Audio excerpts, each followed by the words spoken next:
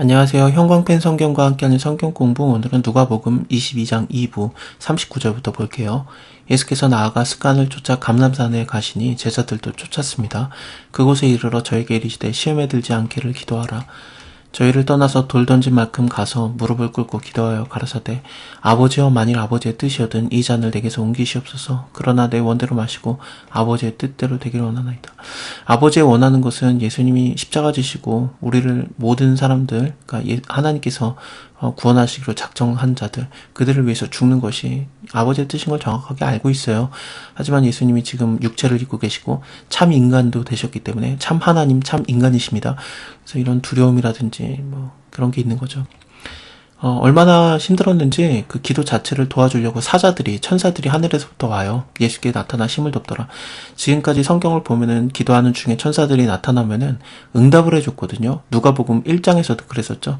사가랴가 성전에서 기도하고 있는데 천사가 나타나가지고 응답을 해주잖아요. 너가 아들을 낳을 건데 그 이름을 요한이라고 하라. 그러면서 또 하나 더 볼 수 있는 게 마리아에게도 마찬가지였죠. 가브리엘 천사가 나타나서 네가 아들을 낳을 건데 예수라고 하라라든지요. 천사가 나타나면은 대부분 응답을 해주는 거였는데 구약도 마찬가지고 신약도 마찬가지입니다. 근데 여기서는 그냥 기도 자체를 도와줘요. 기도 자체가 사실은 하나님께서 원하는 것입니다. 기도는 무조건 하나님께 요청하는 거고 응답을 받는 그냥 요청과 응답의 그런 도구가 아니라 하나님과의 관계를 맺는 너무 중요한 거거든요. 그렇기 때문에 이 기도 자체를 도와주려고 천사들이 왔던 겁니다. 예수께서 힘쓰시고 애써서 더욱 간절히 기도하시는데 땀이 땅에 떨어지는 것이 핏방울같이 되었습니다. 이거 헬라어로 보면은 많은 엉긴 핏덩이가 떨어졌더라라는 뜻이에요. 전쟁을 할 때 부상당한 병사가 피가 막 이렇게 울컥울컥 쏟아지지 않습니까? 그런 단어를 사용한 거라고 합니다. 그러니까 예수님이 지금 기도를 하시면서 기도의 전쟁을 치르고 있다라고 보는 견해가 아주 좋을 것 같아요. 기도 후에 일어나 제자들에게 가서 슬픔을 인하여서 잠든 것을 보시고 이르시되 어찌하여 자느냐, 시험에 들지 않게 일어나서 기도하라 하시니라. 누가복음 18장을 봐도 낭망하지 않고 우리가 계속 기도를 해야 된다라는 얘기가 있었는데 그렇게 시작을 하거든요. 18장 자체가. 이것도 마찬가지로 연결이 되는 구절입니다. 이 기도를 보면은 응답이 지금 아직 안 임한 것 같잖아요. 근데 예수님께서 응답을 이미 알고 있는 겁니다. 아버지의 뜻이 무엇이냐. 예수님이 죽으시는 거죠. 그러니까 마치 기도의 응답인 것처럼 예수님을 잡으러 오는 무리들이 있는 겁니다. 말씀하실 때 한 무리가 오는데 12 중에 하나인 유다라고 하는 자가 그 앞에 서서 와서 예수께 입을 맞추려고 가까이 하는지라. 예수께서 이르시되 네가 입맞춤으로 인자를 파느냐. 시편 2편을 보면은 아들에게 입맞추라. 그래야지 않으면은 내가 진노하심으로 너희를 멸할까 하노라가 있거든요. 당연히 시편 2편에서 나오는 그 아들은 예수님인데 예수님에게 입맞춤으로써 예수님이 주 되신 것과 왕 되신 것, 하나님 되신 것을 인정하라는 얘기였는데 오히려 입맞춤으로써 인자를 파는 거예요.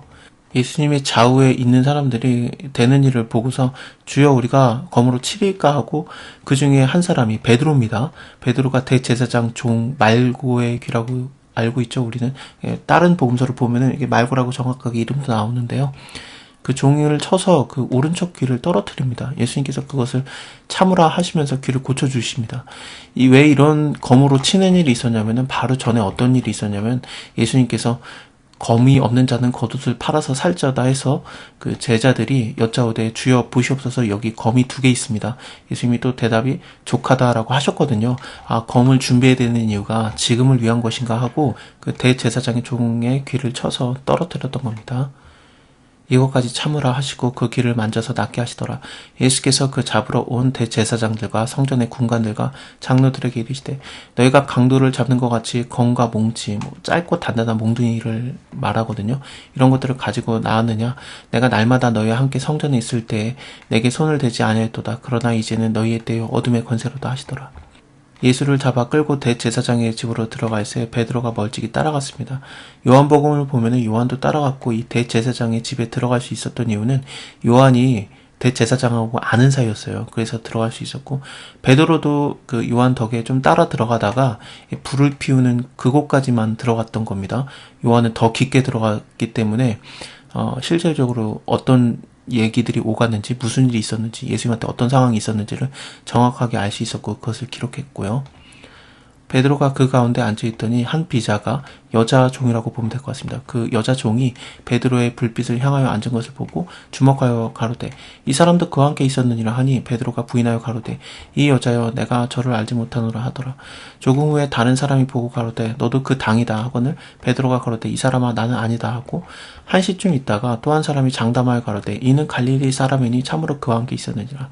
지금 예루살렘이잖아요. 그리고 베드로라든지 예수님은 갈릴리에서 오래 사셨고요. 그러니까 갈릴리 아마 방언을 했다고 해야 되나? 사투리 같은 게 있었는지 그런 게 있었겠죠. 그러니까 알아봤던 거예요. 그래서 너 갈릴리 사람이니까 분명히 예수와 함께 있던 자다. 베드로가 가로되 이 사람아 나는 너 말하는 것을 알지 못하노라 하고 방금 말할 때 닭이 울었습니다.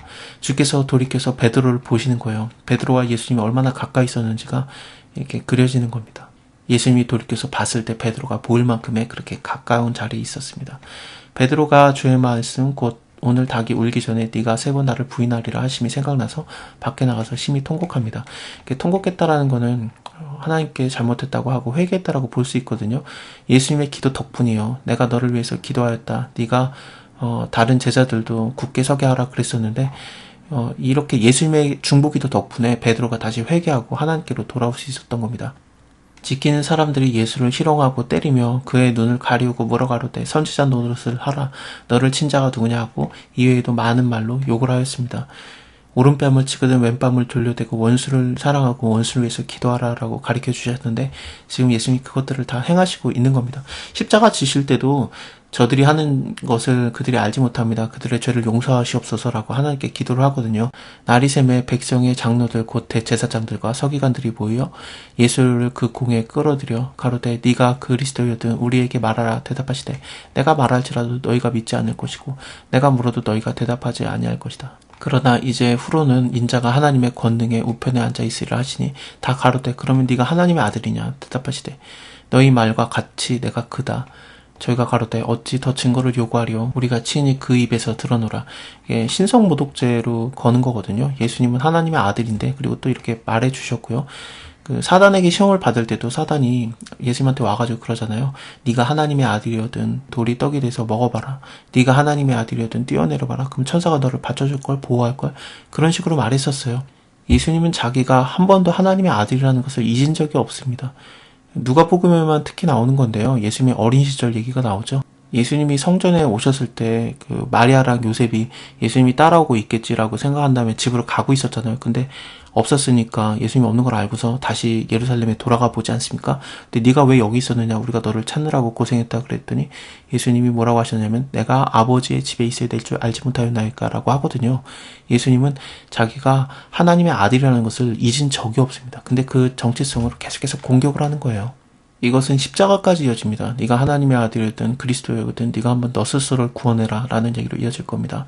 자, 다음에 십자가 지시는 내용을 이어서 볼게요. 감사합니다. 다음에 뵐게요.